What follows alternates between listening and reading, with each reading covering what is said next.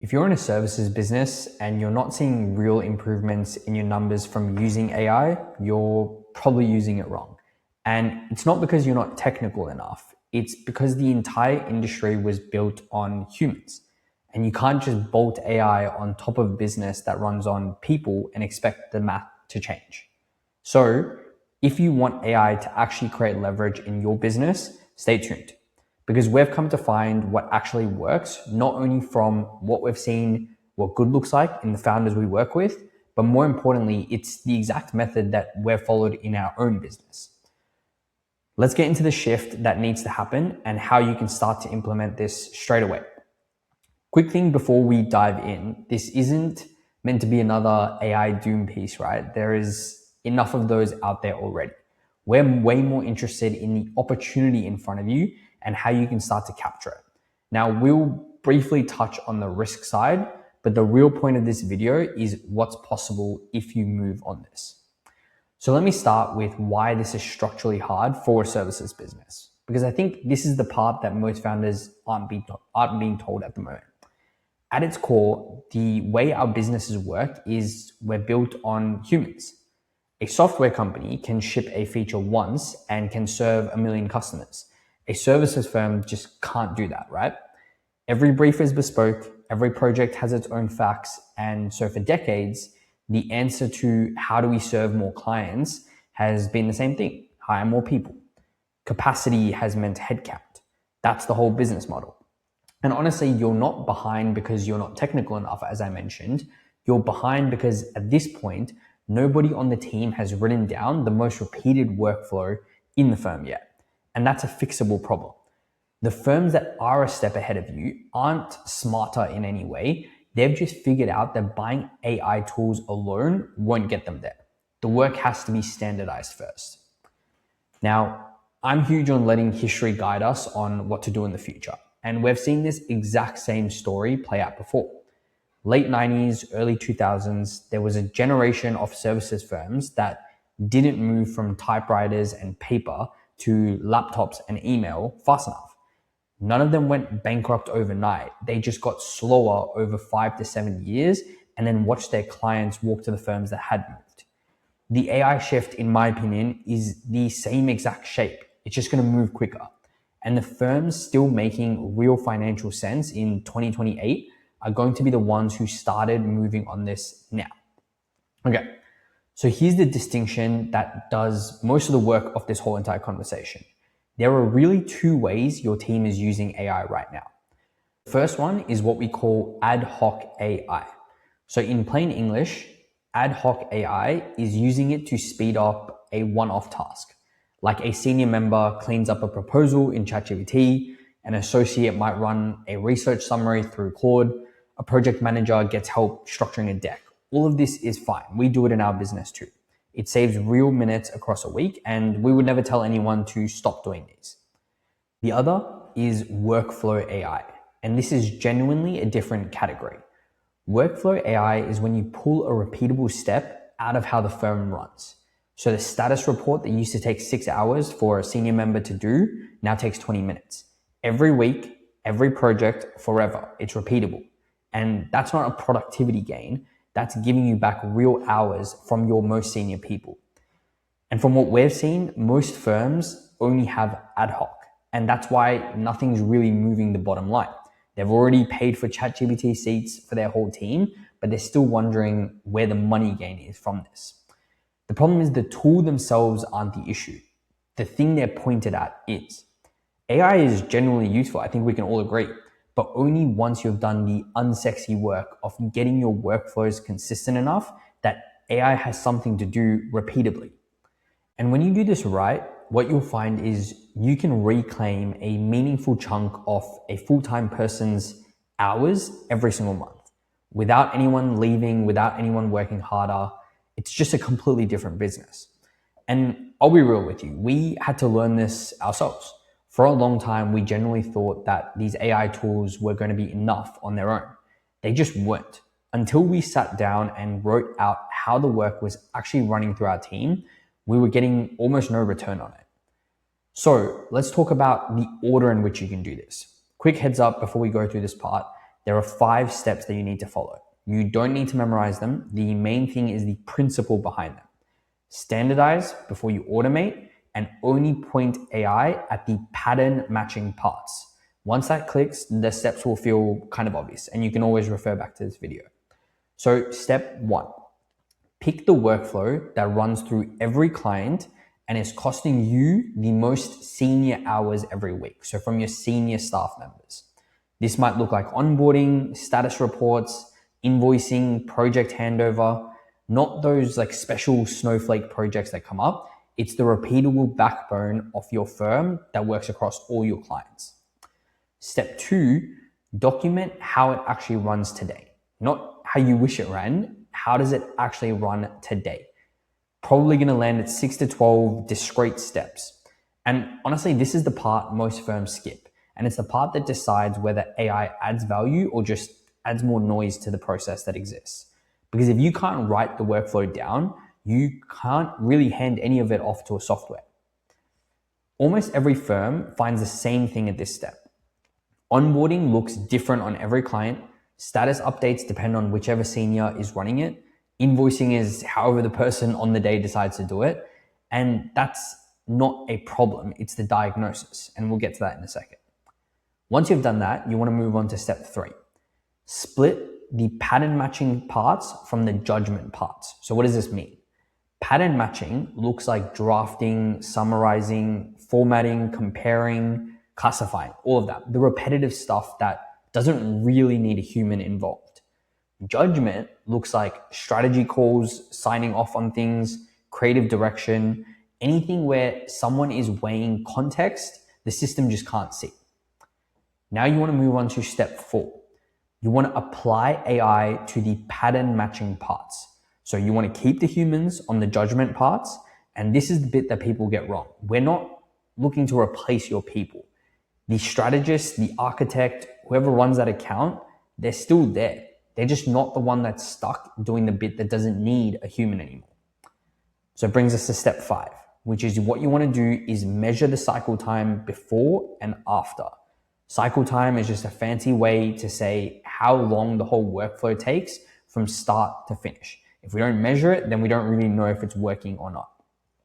If it doesn't drop by at least 40% is a pretty good rule of thumb, then the workflow wasn't standardized enough. So don't add more AI on top of it. Go back up to step 2 and tighten the workflow so that you can get the actual efficiency gains. What you do is you do this for one workflow at a time in order for how many senior hours each one is costing. The compounding starts to show up around the 3rd or 4th one is what we've seen. Now here's the part that surprises most founders once they see it. The reclaimed hours isn't even the biggest thing that you get from doing this.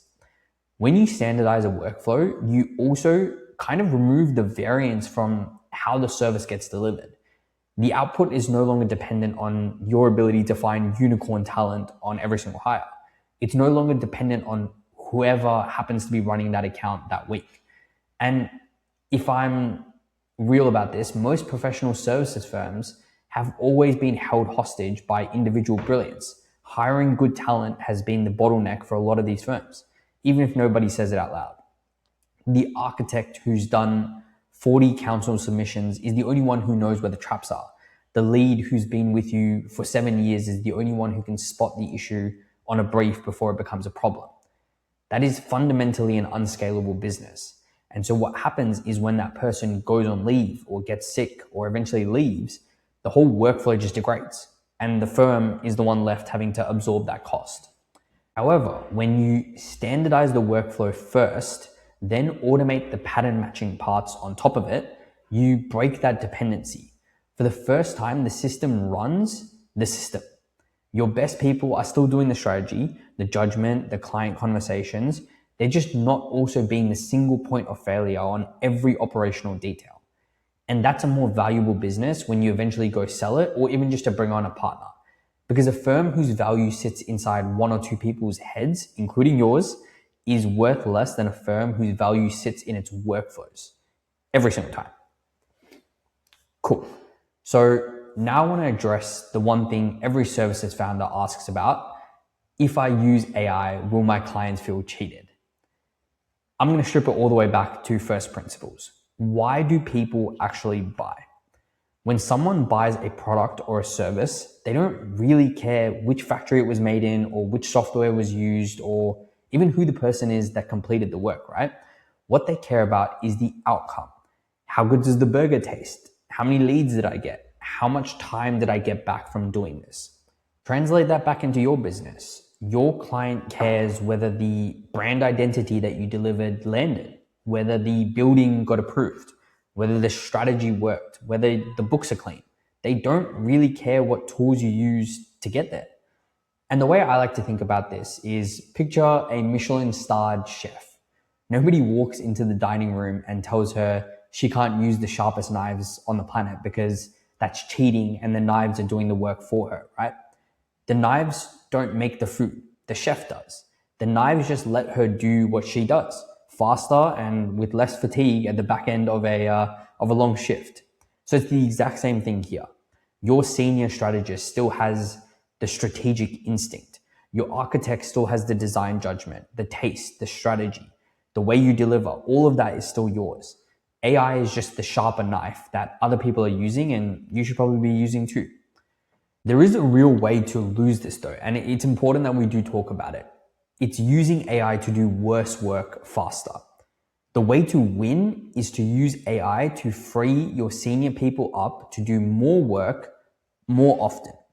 And I will die on this hill. If done correctly, your clients will not care that you used AI.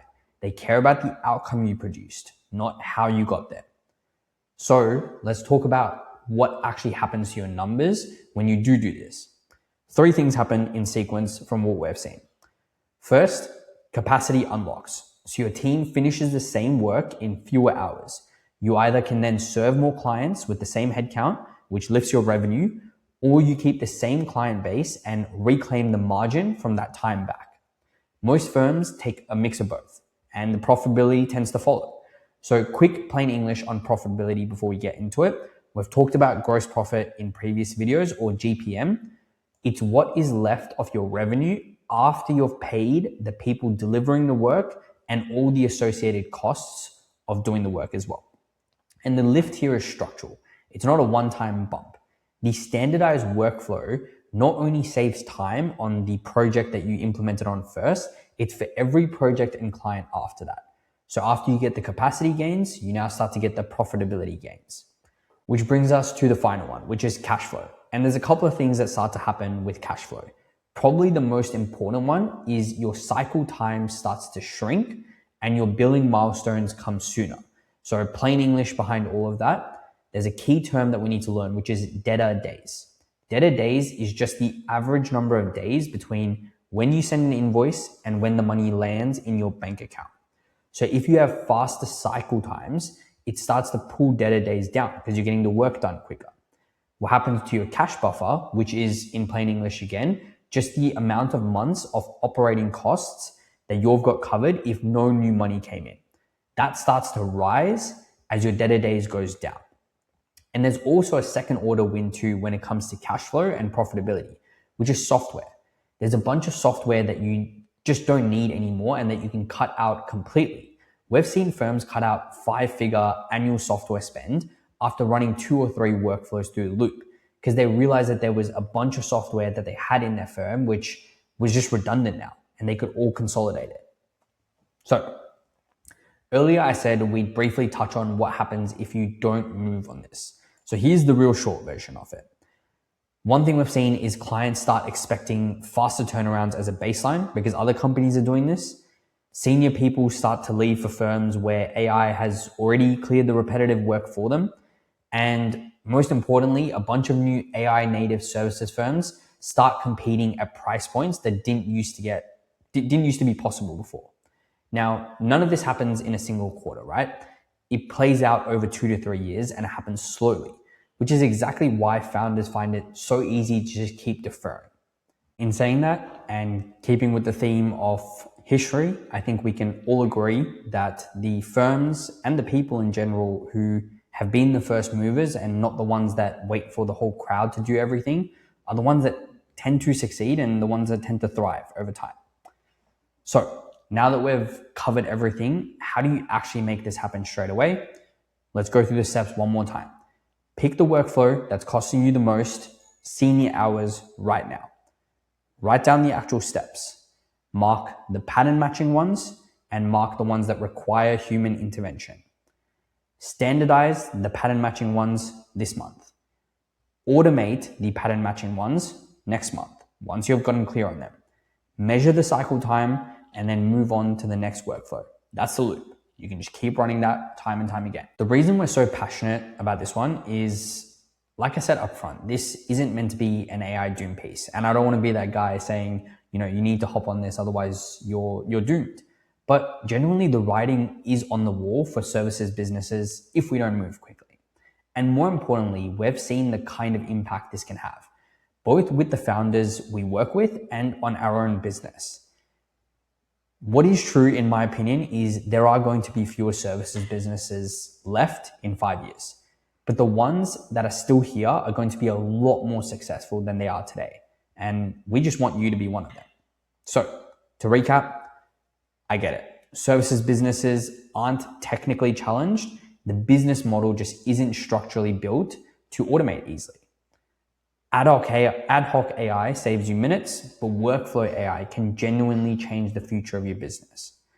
As we walked through before, standardize first, automate second. And the biggest win isn't even the hours, it's the consistency. Finally, as I mentioned before, I would die on this hill. As long as it's done correctly, clients do not care about if you used AI or not. They care about the outcome that you produced. Do all of that, and what you're left with is 3 financial effects in sequence. Capacity goes up, then margin, then cash. If you want us to look at which workflow in your firm is costing the most senior hours and where standardizing would show up first in your numbers, then the link's in the description. You can book a call with myself, and it's a no pressure situation where we'll just evaluate how you currently operate and what the finances look like. The blog's also down there with the full breakdown. Hit subscribe so you don't miss next week's, and I will see you then.